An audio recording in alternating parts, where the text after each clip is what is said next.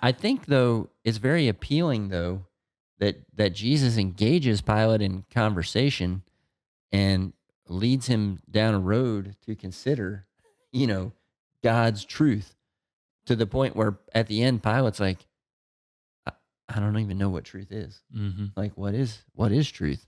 Like, but Jesus has kind of thoughtfully led him to think about these things. Yeah. And he had, I'm sure, as he did with everything else he did, had a purpose in doing so.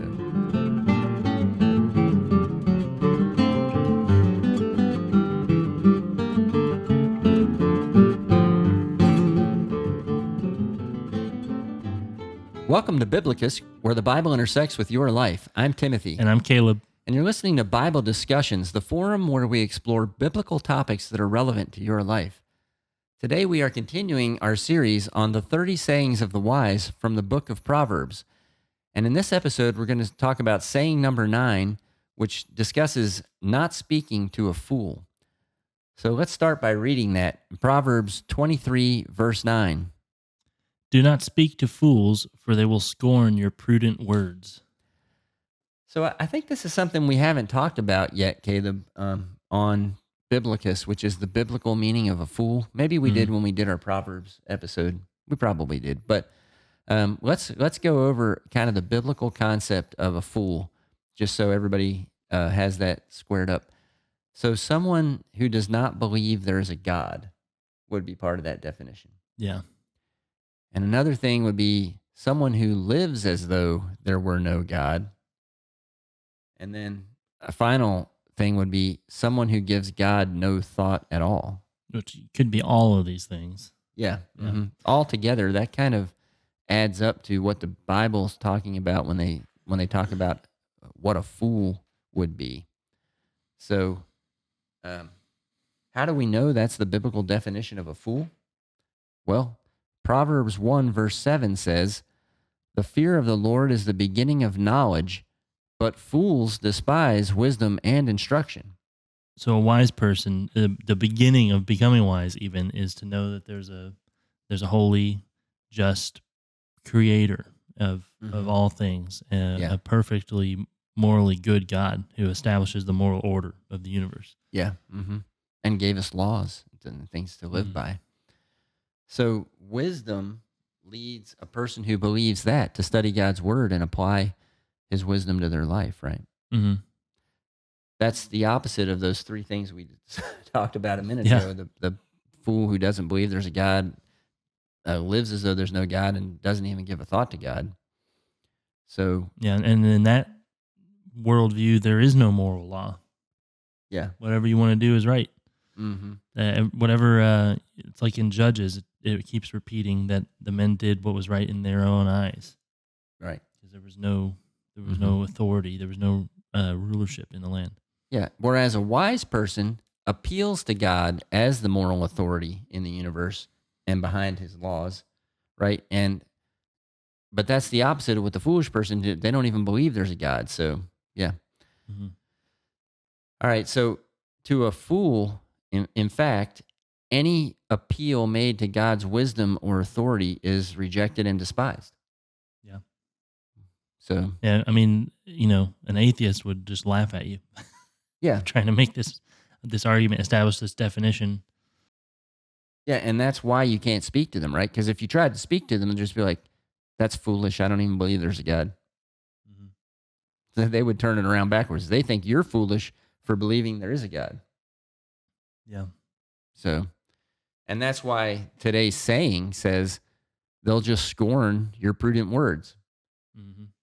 So, interesting thing about prudence is part of its definition has a kind of a wide-ranging definition, but part of it is to consider the future before you act, how your current actions are going to affect the future. And that's exactly what we've been saying, the sayings of the wise. Almost every one of them has said so far is stop, think about what you're doing before you do it. Yeah, that's been the theme for the most part. Mm-hmm. What this is telling you is that even if you do this, a person who doesn't believe in God is not going to, value what you're doing. Mm-hmm. And it also talks about wisdom, or accepting discipline and correction too, Like to somebody who thinks that correction comes from God, right? Like the Bible talks about God disciplining those who He loves. I know we've talked about that.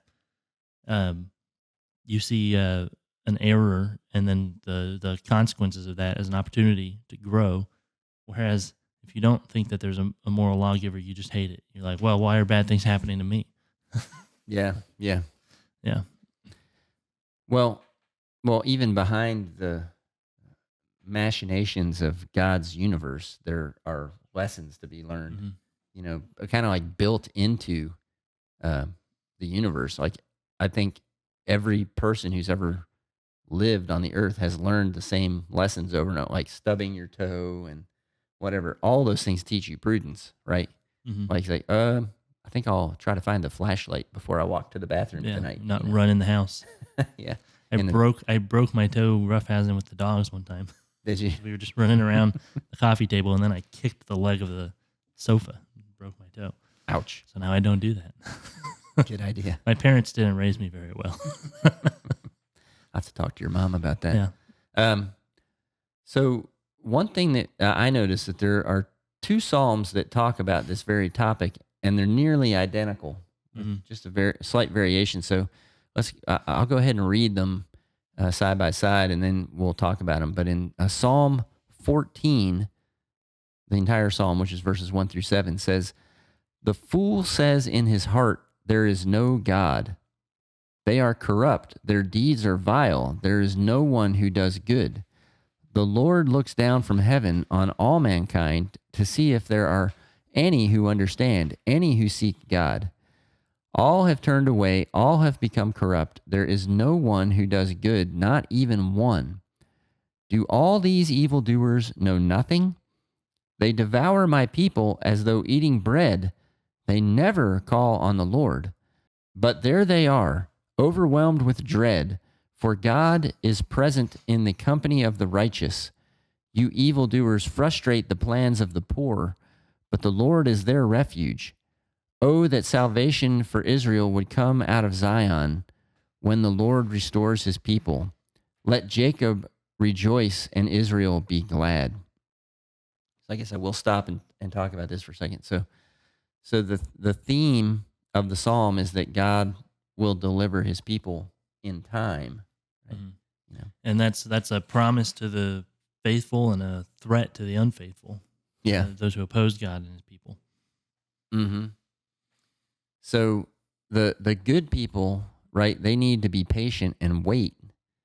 And the bad people need to fear the retribution of God against their wicked acts, their wicked deeds. And so there's a lesson to be learned by both groups of people. Yeah. Well, there are no good people, according to the psalm. Well, yeah. That goes back to like what we just saw in that proverb, that the fear of the Lord is the beginning of wisdom, right? That's the first step, is recognizing that, and then you can be brought into the fold of the faithful. Yeah, I guess I shouldn't have said the good and the bad. Maybe the fool and the foolish and the unfoolish. The wise, the foolish and the wise. That's the difference. So, verse 6 repeats the concept that we saw in saying number 1, right? Yeah. Don't oppress a poor person just because they're poor. Because God, in this case, it says God will be their refuge. Yeah. We really looked at the agency. That was the way we looked at it, is that you think, well, this guy has nothing. He's got no influence, no power. But God is going to, enact vengeance on his behalf. Yeah. And so the interesting thing about these 2 Psalms, we're going to read the second one here in just a second, in Psalm 53. This one, that one of the differences between them is in this one, it talked about the Lord 4 times. But in the Psalm 53, it uses the word God instead. In Hebrew, it uses the word Elohim instead of the tetragrammaton, for the Lord. So let me go ahead and read, and you can listen for that when I read Psalm 53, or Caleb, if you want to read it, Psalm 53, verses 1 through 6. The fool says in his heart, there is no God. They are corrupt and their ways are vile. There is not one who does good. God looks down from heaven on all mankind to see if there are any who understand, any who seek God. Everyone is turned away and all have become corrupt. There is no one who does good, not even one. Do all these evildoers know nothing? They devour my people as though eating bread. They never call on God. But there they are, overwhelmed with dread, where there was nothing to dread. God scattered the bones of those who attacked you. You put them to shame, for God despised them. Oh, that salvation for Israel would come out of Zion. When God restores his people, let Jacob rejoice, and Israel be glad.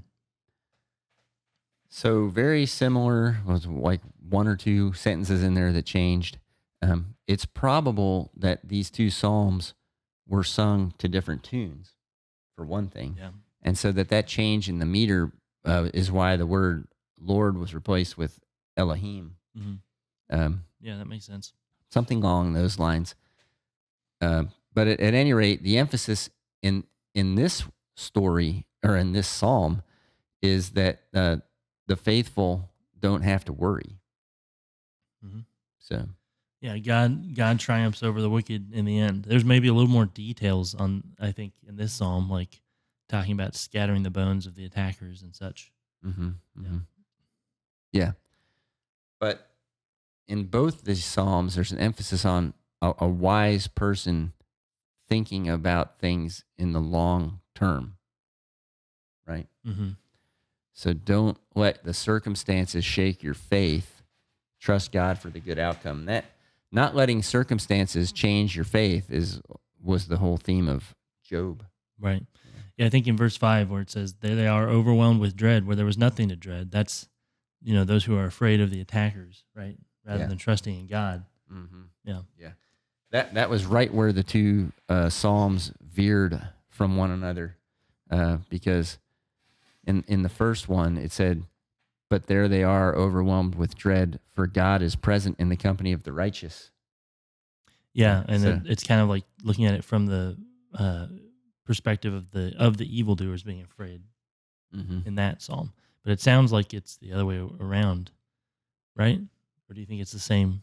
It's the same. It's a similar sentiment, just worded a little differently. Yeah. The way it's worded makes me feel like it's more about those who, I guess, like we said, there's really just faithful or unfaithful. So yeah, foolish or wise. Yeah. Mm-hmm.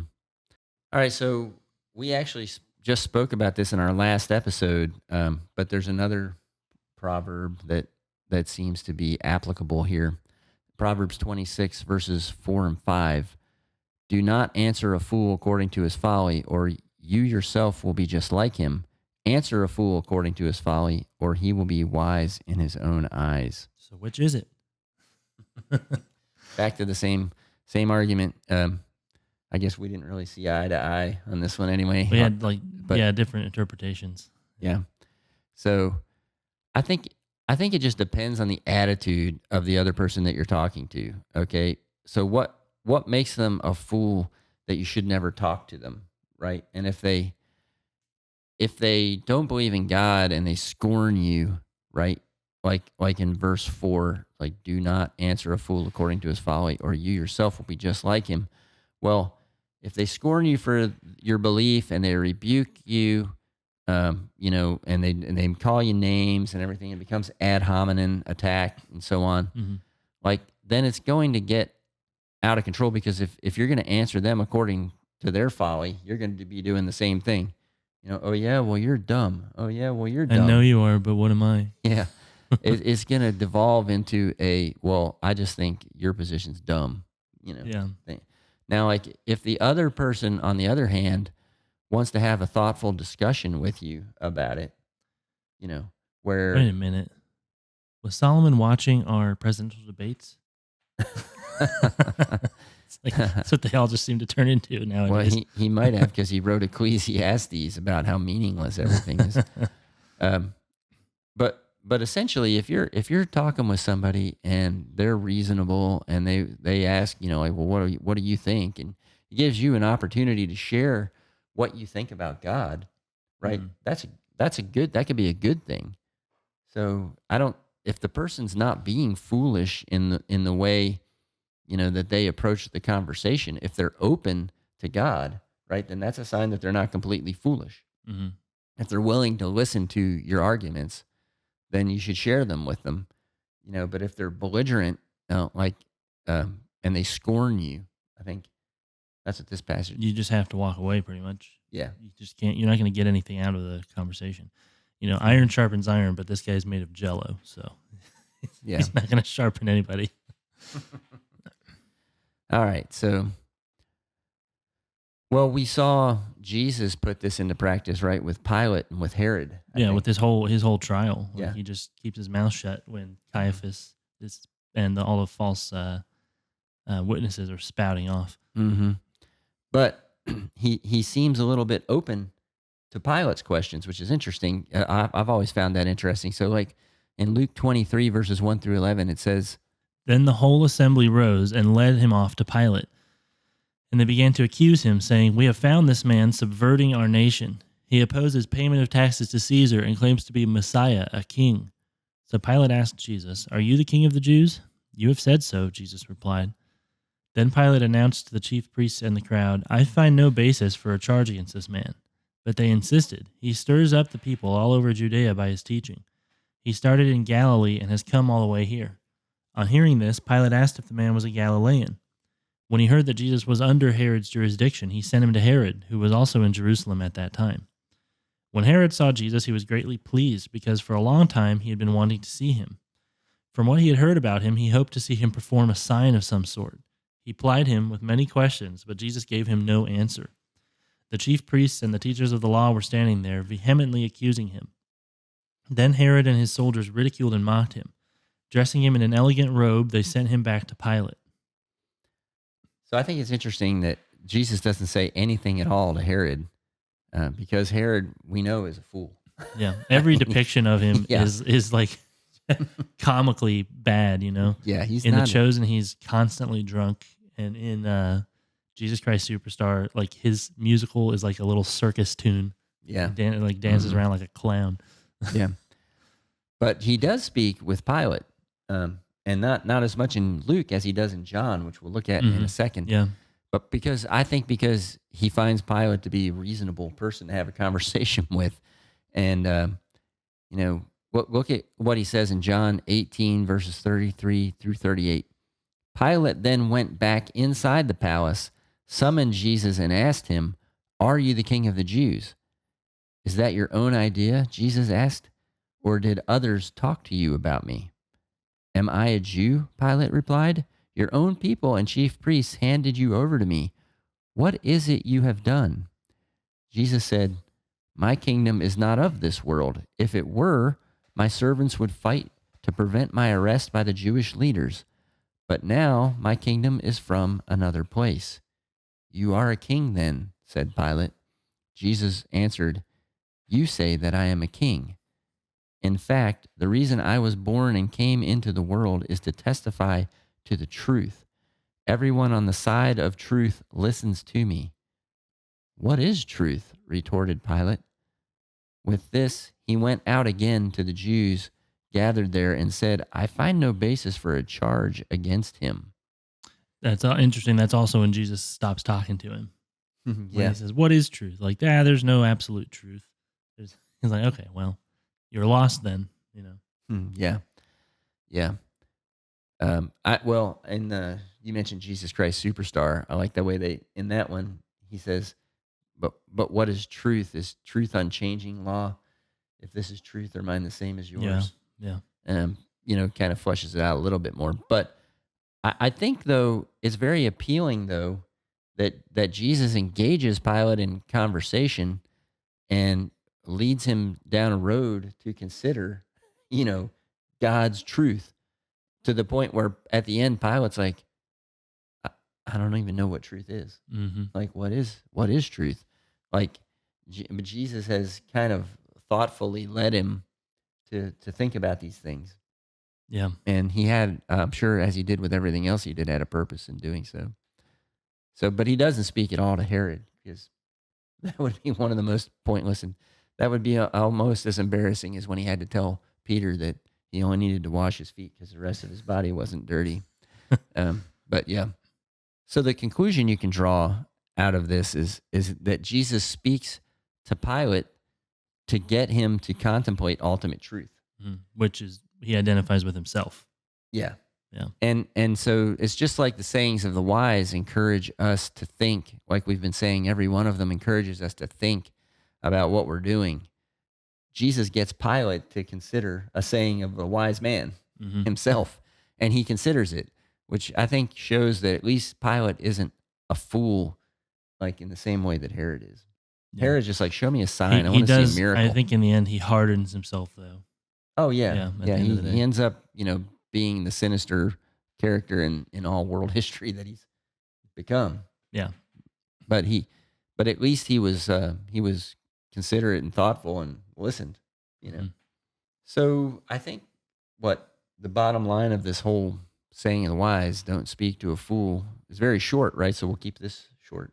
But don't speak to a fool, and because he won't listen to your prudent words, right? Well, don't get dragged into belligerent arguments or ad hominem attacks with other people. Yeah. Yeah, that's not going to win anybody over anyway. And it doesn't show the model of God either. I shared a quote a few weeks ago. Maybe it was from John Chrysostom, who was saying that when you speak in anger, even if you have all facts on your side and all righteousness on your side, you ruin everything. So it's like, to stoop to that level, it doesn't help anyone, because it just makes everybody mad. Yeah. Well, and in the case of Christ's conversation with Pilate, right? He didn't use ad hominem attacks. He didn't say, "Well, you're just a Roman, prefect or whatever you are." Like you don't. He was respectful of him. He said, well, you've said so, but here's what I'm saying, So our wise words takeaway. Yeah, is speak with anyone who is open to a discussion about God. Yeah. Someone who doesn't believe that God exists, like those definitions we gave, they give no thought to God, they are opposed to his existence, or they live as if he doesn't exist. They probably won't be open to that discussion. No. But like the Bible tells us, you should always be ready and prepared to share, what you know about God with other people. So be ready to share your faith. Be ready to share God's truth. Be ready to share God's wisdom, like the sayings of the wise that we're studying. Yeah, a great place to do that. Who is open to talking about those things? People at a church. Yeah. Yeah, that would be a good community of people to join, and a group of people who are pursuing God's truth and wisdom. Yep.